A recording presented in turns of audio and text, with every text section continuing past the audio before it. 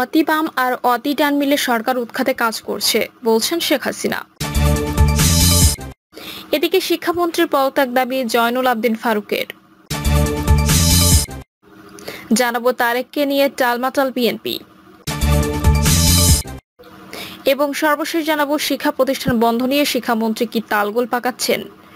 শুনছিলেন সংবাদ শিরোনাম, এবারে বিস্তারিত। অতিবাম আর অতি ডান মিলে সরকার উৎখাতে কাজ করছে বললেন শেখ হাসিনা। প্রধানমন্ত্রী শেখ হাসিনা বলেছেন, অতিবাম আর অতি ডান মিলে সরকার উৎখাতে কাজ করছে, তাদের মূল লক্ষ্য সরকার উৎখাত। আওয়ামী লীগ যখনই ক্ষমতা এসেছে জনগণের ভাগ্য পরিবর্তনে কাজ করেছে উল্লেখ করে শেখ হাসিনা বলেন, দেশের রাজনৈতিকভাবে দেউলিয়া যারা তারা আর কিছু বুদ্ধিজীবী অনবরত গীবত গাইছে। এসব প্রধানমন্ত্রী বলেন, পদ্মা সেতুতে ইতোমধ্যে ১,৫০০ কোটি টাকা টোল উঠেছে, বাংলাদেশ যে পারে এটাই তার প্রমাণ। শিক্ষামন্ত্রী পদত্যাগ দাবি জয়নুল আবদিন ফারুকের।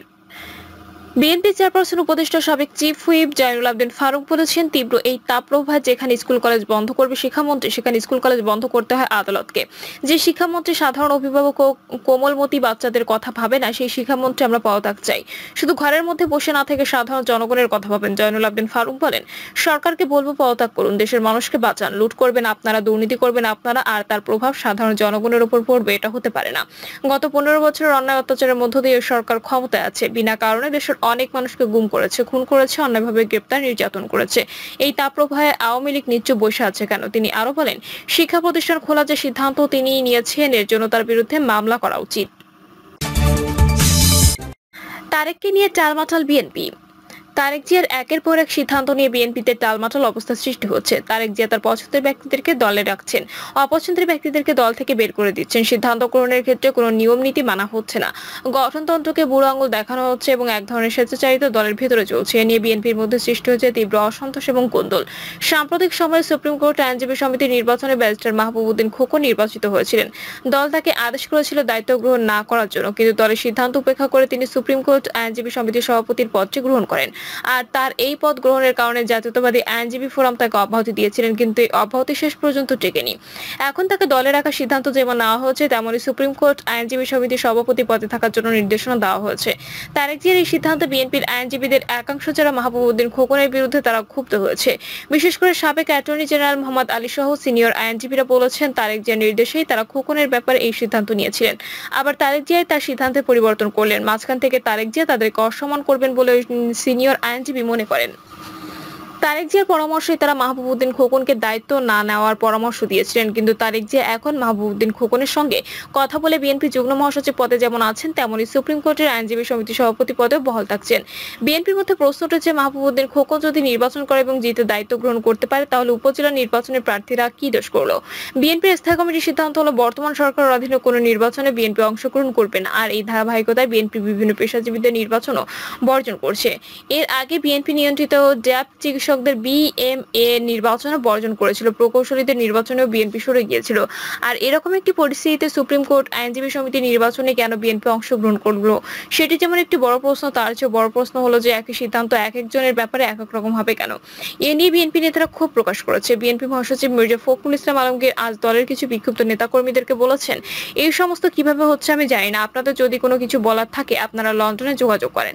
এখন বিএনপিতে কেউ দায় নিতে চাচ্ছে না, কেউ জানছেও না যে কাকে কখন কিভাবে বহিষ্কার করা হচ্ছে, যার ফলে এক ধরনের অস্থিরতা সৃষ্টি হয়েছে দলটির মধ্যে। উপজেলা নির্বাচনে যারা অংশগ্রহণ করেছেন সেরকম 73 জনকে দল থেকে বহিষ্কার করা হয়েছে, অথচ বিএনপির পক্ষ থেকে বলা হচ্ছে যে উপজেলা নির্বাচন বা স্থানীয় সরকার নির্বাচন একটি নির্দলীয় ধরনের নির্বাচন, এই নির্বাচনে দলীয় প্রতীক তারা ব্যবহার করবে না।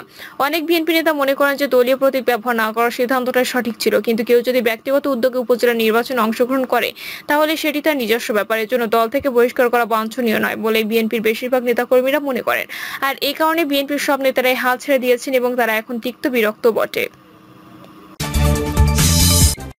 শিক্ষা প্রতিষ্ঠান বন্ধ নিয়ে শিক্ষামন্ত্রী কি তালগোল পাকাচ্ছেন?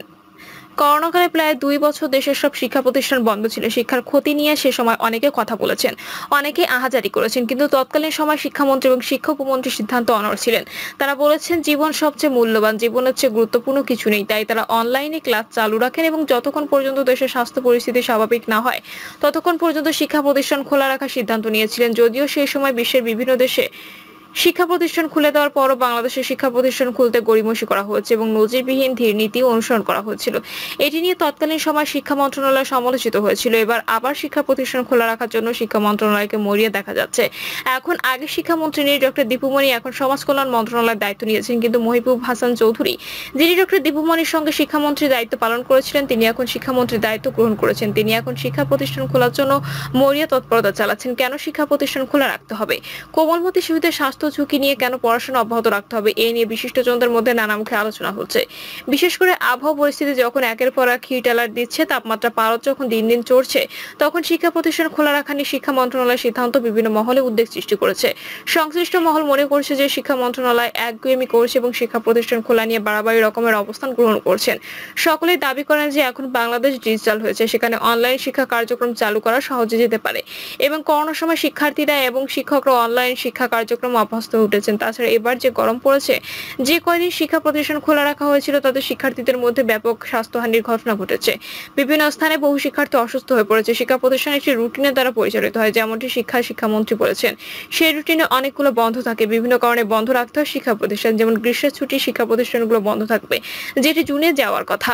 এছাড়াও ঈদুল আজহা উপলক্ষে শিক্ষা প্রতিষ্ঠান বন্ধ থাকবে। বিভিন্ন বিশেষজ্ঞরা মনে করেন যে গ্রীষ্মের ছুটি এবং অন্যান্য ছুটিগুলো কমিয়ে এই পরিস্থিতিতে শিক্ষা প্রতিষ্ঠান বন্ধ রাখাই যৌক্তিক।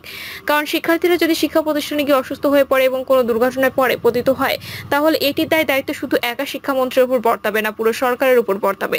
তাই শিক্ষা প্রতিষ্ঠান বন্ধের ক্ষেত্রে একটি সংবেদনশীল দায়িত্বশীল সিদ্ধান্ত গ্রহণ করা প্রয়োজন বলে বিশ্লেষকরা মনে করেন।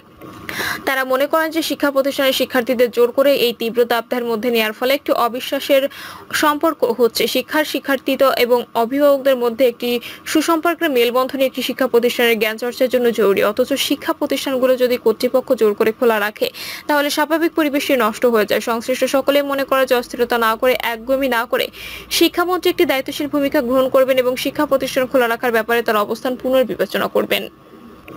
তারা মনে করেন যে শিক্ষা প্রতিষ্ঠানের শিক্ষার্থীদের জোর করে এই তীব্র তাপদাহের মধ্যে নেওয়ার ফলে একটি অবিশ্বাসের সম্পর্ক হচ্ছে। শিক্ষার্থী এবং অভিভাবকদের মধ্যে একটি সুসম্পর্কের মেলবন্ধনে একটি শিক্ষা প্রতিষ্ঠানের জ্ঞান চর্চার জন্য জরুরি। অথচ শিক্ষা প্রতিষ্ঠানগুলো যদি কর্তৃপক্ষ জোর করে খোলা রাখে, তাহলে স্বাভাবিক পরিবেশটি নষ্ট হয়ে যায়। সংশ্লিষ্ট সকলে মনে করে যে অস্থিরতা না করে, একগুঁয়েমি না করে শিক্ষামন্ত্রী একটি দায়িত্বশীল ভূমিকা গ্রহণ করবেন এবং শিক্ষা প্রতিষ্ঠান খোলা রাখার ব্যাপারে তার অবস্থান পুনর্বিবেচনা করবেন। প্রিয় দর্শক, এই ছিল এখনকার সর্বশেষ সংবাদ। আপডেট সব সংবাদ পেতে চ্যানেলটি সাবস্ক্রাইব করে বেল আইকনটি ক্লিক করে রাখুন।